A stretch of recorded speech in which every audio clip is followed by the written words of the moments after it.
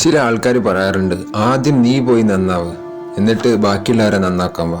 അല്ലെങ്കിൽ പറയാം, നിന്റെ മോനെ ആദ്യം നന്നാക്ക്, പറഞ്ഞ് നന്നാക്ക്, എന്നിട്ട് നീ ബാക്കിയുള്ളവരെ നന്നാക്കാൻ വേണ്ടിയിട്ട് വാ എന്നിങ്ങനെ പറയാറുണ്ട് ചിലർ.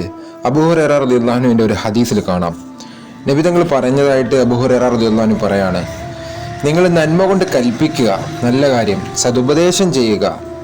അത് ചിലപ്പോൾ ആ നന്മ മുഴുവനും നിങ്ങൾക്ക് പ്രവർത്തിക്കാൻ കഴിഞ്ഞില്ലെങ്കിലും ശരി, നിങ്ങൾ നന്മ കൽപ്പിക്കുക. നിങ്ങൾ ചീത്തയെ, മോശത്തരത്തെ നിങ്ങൾ വിരോധിക്കുക, ജനങ്ങളോട് അങ്ങനെ ചെയ്യല്ലേ എന്ന് വിരോധിക്കുക, അവരോട് പറയും.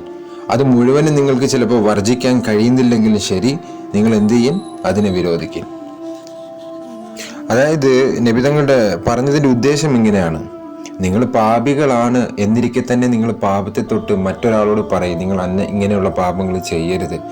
നിങ്ങൾ നന്മ കൂടുതലൊന്നും ചെയ്യുന്നില്ല എന്നതോടൊപ്പം തന്നെ നിങ്ങൾ ജനങ്ങളോട് നന്മ കൽപ്പിക്കും.